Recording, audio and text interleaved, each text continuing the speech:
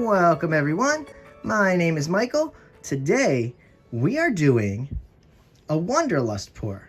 Now, guys, that is just a fancy name for a traveling straight pour. So, if you've done a traveling straight pour before, then you've also done a Wanderlust pour.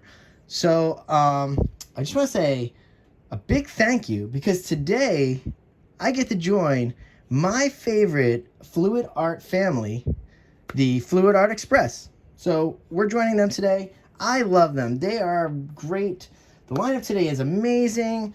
We start out with Taslima Maya Arts, then me. Then we're joined by Darren from Venom Fluid Arts. We have creations by Christy. We have Shannon B Fluid Art. We have Bubbles from Venom Fluid Art. And then following that all up is the Hippy Dippy Painter Man. So guys, I love you guys. All right, so there's not a lot of colors today. This is gonna be very simple, but beautiful. Let's go through the colors really fast, and then we'll go through everything. It's gonna be amazing. We're gonna have a fun time.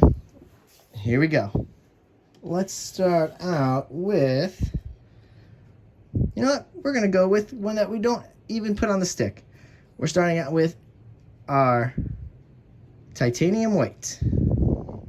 Then we have a prism violet. Next we have our neon violet. Down here we have the bronze by Amsterdam.